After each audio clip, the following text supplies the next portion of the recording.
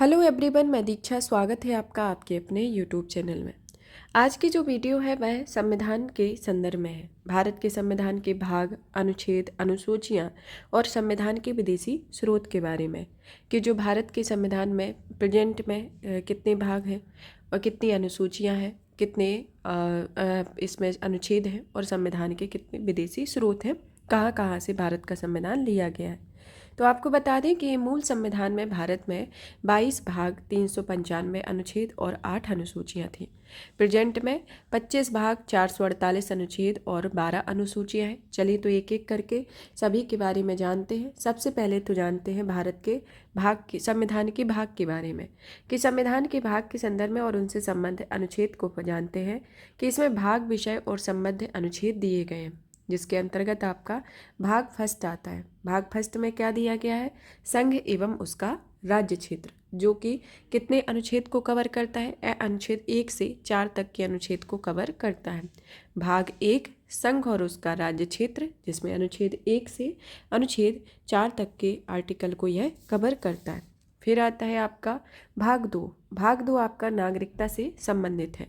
नागरिकता से संबंधित है और इसके अंतर्गत कौन कौन से आर्टिकल आते हैं? अनुच्छेद 5 से 11 जो अनुच्छेद होते हैं वह नागरिकता के संदर्भ में आते हैं, जो कि भाग 2 के अंतर्गत होता है। अब आता है भाग 3, जो कि मौलिक अधिकार से संबंधित है, जो कि अनुच्छेद 12 से 35 तक इसका उल्लेख दिया गया है।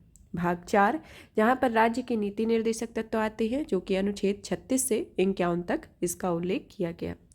अब आता है संविधान के भाग 4A को, जो कि मौलिक कर्तव्यों को संविधान संशोधन के तहत जोड़ा गया था, जिसके अंतर्गत जो अनुच्छेद आते हैं 51 का है, जिसके अंतर्गत सभी अनुच्छेद आते हैं। टोटल आपके 11 मौलिक कर्तव्य दिए गए। अब आता है भाग 5, जहाँ पर संघ सरकार के संदर्भ में भाग 5 आता है, जिसको अलग अलग अध्याय करके विभाजित किया गया और अलग अलग अध्याय के संदर्भ में आपके आर्टिकल भी उसी तरीके से डिसाइड किए गए हैं कि किस आर्टिकल का किससे संबंध है। अब आता है, इस आपको जब याद करना है तो इस तरीके से याद करना है कि भाग 5 जो है वह संघ सरकार से रिलेटेड है, भाग 6 जो है वह राज्य सरकार से है। क्योंकि भाग 5 और 6 जो है उसमें 5 में तो संघ सरकार से आता है और आपका जो 6 आता है वो राज्य सरकार से। जिस तरीके से संघ में जो कार्यपालिका, संसद और राष्ट्रपति की विधायी शक्ति, संघ की न्यायपालिका, भारत के नियंत्रक और महालेखा परीक्षक होते हैं, इसी तरीके से इसमें राज्य सरकार में भी कार्यपालिका, राज्य का विधानमंडल, विधायी शक्ति और राज्यों के न्यायालय और अधीनस्थ न्यायालय रहते हैं। तो इसमें दोनों में डिफरेंस ये रहता है कि ये संघ की एक कार्यकारी निकाय होता है भाग 5 के अंतर्गत, तो 6 में राज्यों के संदर्भ में। चलिए तो भाग 5 के अंतर्गत सबसे पहले देखते हैं कि यह संघ सरकार से रिलेटेड है, जो कि अध्याय 1 जो कि अनुच्छेद 152 से 151 तक के अनुच्छेद को कवर करता है। कितने अनुच्छेद को? 52 से 151 के अनुच्छेद को ये कवर करता है।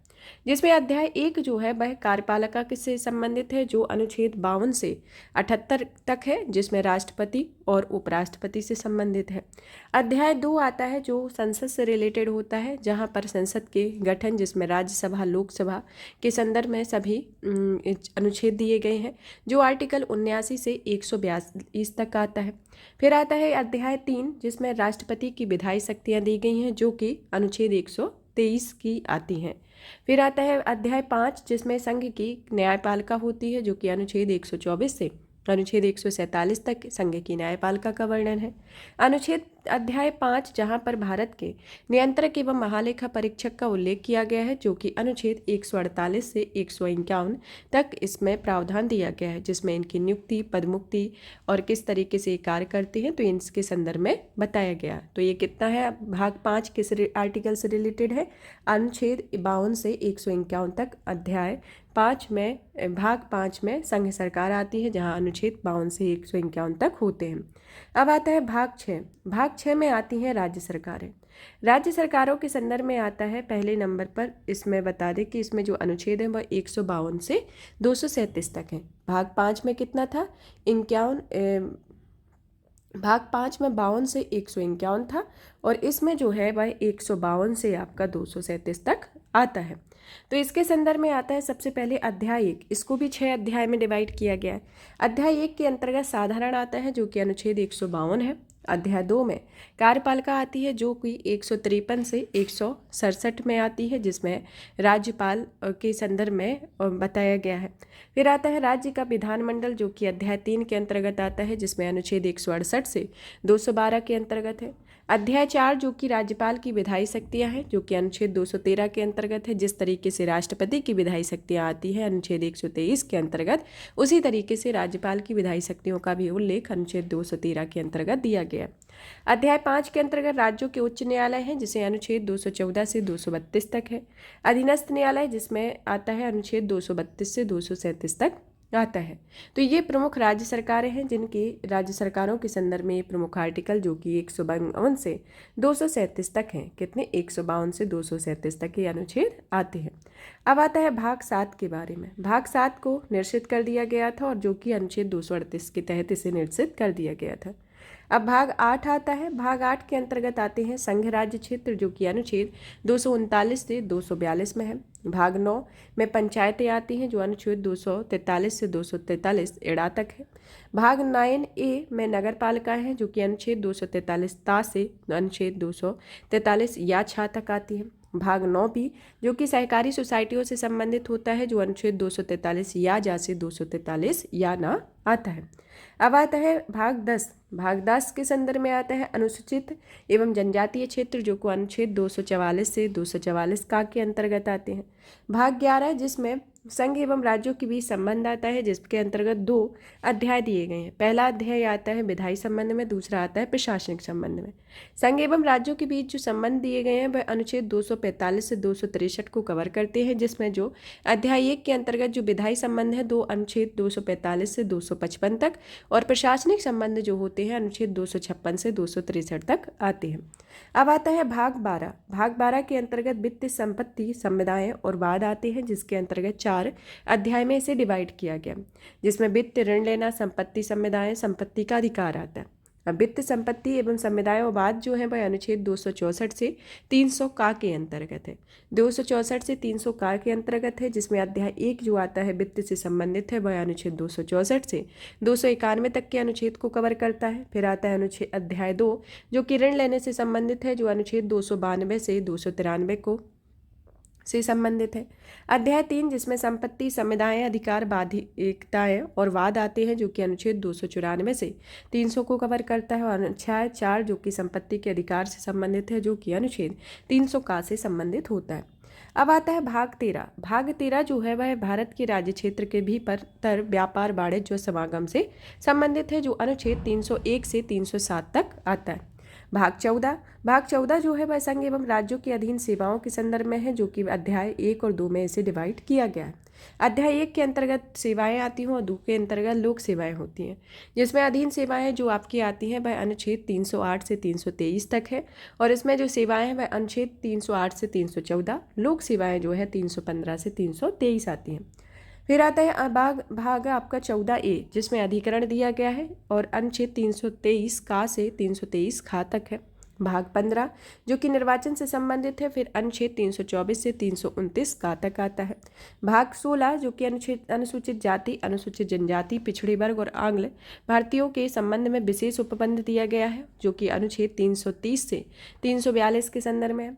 अब आता है भाग 17 जो कि राजभाषा से संबंधित है, जिसके अंतर्गत 4 अध्याय दिए गए हैं, और यह राजभाषा से संबंधित अनुच्छेद 343 से 351 तक के अनुच्छेद को कवर करता है, जिसमें अध्याय 1 के अंतर्गत संघ की परिभाषा आती है, जो कि 343 से 344 में इसकी भाषा है। अध्याय 2 के अंतर्गत प्रादेशिक भाषाएं आती हैं, जो अनुच्छेद 345 से 347 में है। अध्याय 3 के अंतर्गत सर्वोच्च न्यायालय, उच्च न्यायालय आदि की भाषा आती है, जो 348 से 349 तक है। और अध्याय 4 के अंतर्गत विशेष निर्देश होते हैं, जो अनुच्छेद 350 से 351 तक होता है। अब आता है भाग 8। भाग 8 के अंतर्गत आपात उपबंध 18 जो कि आपात उपबंध से संबंधित है, जो अनुच्छेद 352 से 360 तक के अनुच्छेद को कवर करता है। भाग 19 जिसमें प्रकीर्ण आता है, जो कि अनुच्छेद 361 से 367 के अनुच्छेद को कवर करता है। भाग 20 जो कि संविधान का संशोधन है, वह इसके बाद अनुच्छेद 368 के अंतर्गत आता है। भाग 21 जो कि अस्थायी संक्रमणशील विशेष उपबंध के संदर्भ में, जो अनुच्छेद 369 से 392 तक के से संबंधित है। फिर आता है भाग 22 जो कि संक्षिप्त नाम, प्रारंभ हिंदी में प्राधिकृत पाठ और निरसन है जो कि 352 से 395 तक आता है। आप इस तरीके से अगर आर्टिकल को पढ़ते हैं, जैसे कि आपने भाग 1 पढ़ा, भाग 1 के अंतर्गत कौन कौन से आर्टिकल आते हैं उनको एक्सप्लेनेशन के साथ आप उस तरीके से पढ़ लेते हैं, तो आपको जो जैसे कोई भी क्वेश्चन आया कि इस अनुच्छेद के अंतर्गत क्या आता है, तो आप भाग के सहित जब इस तरीके से उसको याद किए रहेंगे तो आपको क्वेश्चन करने में कोई डिफिकल्टी नहीं होगी। तो आपको इसी तरीके से इसी सीक्वेंस में इसको याद करना है कि जैसे आपात उपबंधित से रिलेटेड क्वेश्चन आ गया तो ये आपका आता है 352 से 360 में, तो किस भाग के अंतर्गत आएगा, भाग 18 के अंतर्गत। तो इस तरीके से इनको याद करना है, जो कि आपके एग्जाम के पॉइंट ऑफ व्यू से काफ़ी इंपॉर्टेंट हुए हैं, जो कि प्रत्येक एग्जाम में इससे रिलेटेड क्वेश्चन पूछे जाते हैं। अब आता है हमारा दूसरा टॉपिक संविधान की अनुसूचियों के बारे में। संविधान की अनुसूचियों के संदर्भ में आता है प्रथम अनुसूची। प्रथम अनुसूची जो है वह भारतीय संविधान के घटक, राज्य एवं संघ शासित क्षेत्रों का उल्लेख करती है। अनुसूचियों से भी क्वेश्चन आते हैं जिसमें सुमेलित करने के लिए भी दिया जाता है और डायरेक्ट ही क्वेश्चन भी पूछे जाते हैं कि संघ एवं राज्य क्षेत्रों के संदर्भ में कौन सी अनुसूची संबंधित है। तो आपको अनुसूची 1, अनुसूची 2, अनुसूची 3, अनुसूची 4 के संदर्भ में विकल्प दे दिया जाएगा, तो आपको इसको याद करना है। प्रथम अनुसूची जो है भारतीय संविधान के घटक, राज्य एवं संघ राज्य क्षेत्रों का उल्लेख है। द्वितीय अनुसूची जो कि विभिन्न पदाधिकारियों के वेतन भत्ता पेंशन से संबंधित होती है। तृतीय अनुसूची जो कि विभिन्न पदाधिकारियों द्वारा पद ग्रहण के दौरान ली जाने वाली शपथ से संबंधित है। चौथी अनुसूची विभिन्न राज्यों या संघीय क्षेत्रों में राज्यसभा के प्रतिनिधित्व के विवरण से संबंधित है।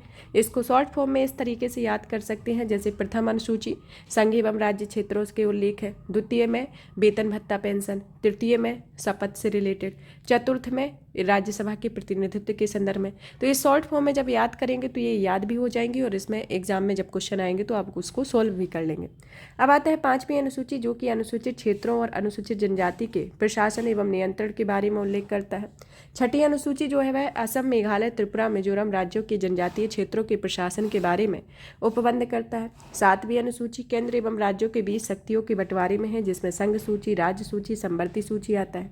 आठवीं अनुसूची जो कि संविधान द्वारा मान्यता प्राप्त भाषाएं आती हैं। नवीं अनुसूची जो है वह भू सुधारों और जमींदारी प्रणाली के उन्मूलन से संबंधित राज्य विधानमंडलों और अन्य मामलों से संबंधित संसद के अधिनियम और विनिमय से संबंधित होती है। अब इसको कैसे याद करेंगे, इसके अंतर्गत जैसे पांचवी अनुसूची है, पांचवी अनुसूची में किसका उल्लेख है, अनुसूचित क्षेत्रों, अनुसूचित जनजातियों के प्रशासन और नियंत्रण का उल्लेख किया गया है। और छठी अनुसूची में किस किस का प्रशासन है, उसमें जो आपकी पांचवी अनुसूची है उसमें अनुसूचित क्षेत्रों और अनुसूचित जनजाति के संदर्भ में प्रशासन और नियंत्रण के बारे में उल्लेख करता है। तो आपकी जो छठी अनुसूची है वह सिर्फ 4 राज्य आपके आते हैं, जिसमें असम, मेघालय, त्रिपुरा, मिजोरम, इनके जनजातीय क्षेत्रों के प्रशासन के बारे में उपबंध करता है। तो आप 5 और 6 जो अनुसूची है उनको साथ में लेके चलेंगे। पांचवी में अनुसूचित क्षेत्र और अनुसूचित जनजाति के प्रशासन के बारे में, छठी में असम, मेघालय, त्रिपुरा, मिजोरम, ये 4 राज्यों के संदर्भ में प्रशासन का उपबंध करता है। अब आती है आपकी 7वीं अनुसूची। 7वीं और 8वीं अनुसूची जो है वह 7वीं में केंद्र एवं राज्यों के बीच शक्तियों का बंटवारा दिया गया है, जिसमें संघ सूची, राज्य सूची, समवर्ती सूची आती है। 8वीं में भाषाएं दी गई हैं। 9वीं में भूमि सुधार। तो इसको इस शॉर्ट फॉर्म में याद कर लेंगे। अब आती है 10वीं अनुसूची जो कि दल बदल के आधार पर संसद और विधानसभा के सदस्यों की निर्धारिता के बारे में उत्पन्न करता है। 11वीं अनुसूची जो है वह पंचायत की शक्तियां, प्राधिकरण एवं जिम्मेदारियों से संबंधित है। 12वीं अनुसूची नगर पालिकाओं की शक्तियां, प्राधिकार एवं जिम्मेदारी से संबंधित होती हैं। तो इस तरीके से ये प्रमुख आपकी अनुसूचियां हैं। अब इनके एक याद करने का एक क्रम देख लेते हैं। पहली कैसी है, पहली के अंतर्गत क्या आता है, राज्य एवं संघ राज्य क्षेत्र आता है। दूसरी के अंतर्गत आती है शपथ, वेतन भत्ते आते हैं। दूसरी में आती है वेतन भत्ता पेंशन। तीसरी में आता है शपथ। तो चौथी में आता है प्रतिनिधित्व का, राज्यसभा में प्रतिनिधित्व का विवरण। 5वीं और 6ठी में आती है अनुसूचित क्षेत्रों के और अनुसूचित जनजाति के प्रशासन और नियंत्रण के बारे में उल्लेख। और 6ठी में असम, मेघालय, त्रिपुरा, मिजोरम राज्यों के बारे में उल्लेख, जो कि ये 5 और 6 एक दूसरे से संबंधित रहीं। फिर आती है 7वीं अनुसूची। 7वीं अनुसूची और 8वीं अनुसूची में 7वीं में आपकी सूचियां दी गई है। 7वीं सूची इसके संदर्भ में आप याद करेंगे तो याद रहेगा, जिसमें संघ सूची, राज्य सूची, समवर्ती सूची है। 8वीं में भाषाएं हैं। 9वीं में भूमि सुधार और जमींदारी प्रणाली के संदर्भ में है। 10वीं में दल बदल कानून है। और आपका जो 11वीं 12वीं है उसमें एक में 11वीं में पंचायत और 12वीं में नगर पालिका। तो इस तरीके से आपको याद हो जाएंगी और याद हो ही गई होगी। अब आता है कि भारतीय संविधान के विदेशी स्रोत के बारे में। तो भारतीय संविधान के विदेशी स्रोत बताए गए हैं, जिसके अंतर्गत किस देश के संविधान से भारत के संविधान में जो अभी प्रेजेंट में कार्यरत है उसमें कौन कौन सी विशेषताएं ली गई हैं। पहला आता है भारत शासन अधिनियम। भारत शासन अधिनियम जो कि 1935 का है, उसके लिया गया है संघीय तंत्र, राज्यपाल का कार्यालय, न्यायपालिका, लोक सेवा आयोग, आपातकालीन उपबंध व प्रशासनिक विवरण आता है। तो ये भारत शासन अधिनियम से लिया गया। अब आता है ब्रिटेन के संविधान से क्या क्या लिया गया है। संसदीय शासन, विधि का शासन, विधायी प्रक्रिया, एकल नागरिकता, मंत्रिमंडल प्रणाली, परमाधिकार, लेख, संसदीय विशेषाधिकार एवं द्विसदनवाद, ये ब्रिटेन के संविधान से लिया गया। अब आता है संयुक्त राज्य अमेरिका के संविधान से। इसमें मूल अधिकार, न्यायपालिका की स्वतंत्रता, न्यायिक पुनरावलोकन का सिद्धांत, उपराष्ट्रपति का पद, उच्चतम और उच्च न्यायालय के न्यायाधीशों को पद से हटाया जाना और राष्ट्रपति पर महाभियोग की प्रक्रिया, ये संयुक्त राज्य अमेरिका से लिया गया। आयरलैंड के संविधान से राज्य के नीति निर्देशक तत्व लिए गए हैं। राष्ट्रपति के निर्वाचन पद्धति और राज्यपाल के सदस्यों का नामांकन राज्य आयरलैंड के संविधान से लिया गया। कनाडा के संविधान से सशक्त केंद्र के साथ संघीय व्यवस्था, अवशिष्ट शक्तियों का केंद्र में निहित होना, केंद्र द्वारा राज्य के राज्यपाल की नियुक्ति और उच्चतम न्यायालय का परामर्शी न्याय निर्णय होना, यह कनाडा के संविधान से लिया गया। ऑस्ट्रेलिया के संविधान से आपकी सूचियां ली गई हैं, जिसमें समवर्ती सूची, व्यापार, वाणिज्य और समागम की स्वतंत्रता और संसद के दोनों सदनों की संयुक्त बैठक का प्रावधान ऑस्ट्रेलिया के संविधान से लिया गया। जर्मनी के वाइमर संविधान से लिया गया आपातकाल के समय मूल अधिकारों का स्थगन, या जर्मनी के वाइमर संविधान से लिया गया। सोवियत संघ या पूर्व का जिसे कहा जाता है, जो कि वर्तमान में रूस है, इसे मूल कर्तव्य प्रस्तावना में न्याय या सामाजिक, आर्थिक और राजनीतिक न्याय का जो आदर्श है वह रूस के संविधान से लिया गया है और मूल कर्तव्य भी रूस या पूर्व सोवियत संघ से लिया गया है। फ्रांस के संविधान से गणतंत्रात्मक एवं प्रस्तावना में स्वतंत्रता, समता और आदर्श की बंधुता के आदर्श प्राप्त होते हैं। दक्षिण अफ्रीका के संविधान से संविधान संशोधन की प्रक्रिया, राज्यसभा में सदस्यों का निर्वाचन की विशेषताएं प्राप्त की गई हैं। जापान के संविधान से विधि द्वारा स्थापित प्रक्रिया को स्थापित किया गया। तो ये प्रमुख प्रावधान है जिससे अंतर्गत ये आपकी विशेषताएं हैं जो कि विभिन्न देशों के संविधान से ली गई हैं। यहाँ पर ये टॉपिक फिनिश होते हैं। नेक्स्ट क्लास में नेक्स्ट टॉपिक के साथ मिलेंगे। तब तक आप इस सेशन को ज़्यादा से ज़्यादा शेयर करें, वीडियो को लाइक करें, चैनल को सब्सक्राइब करें। धन्यवाद।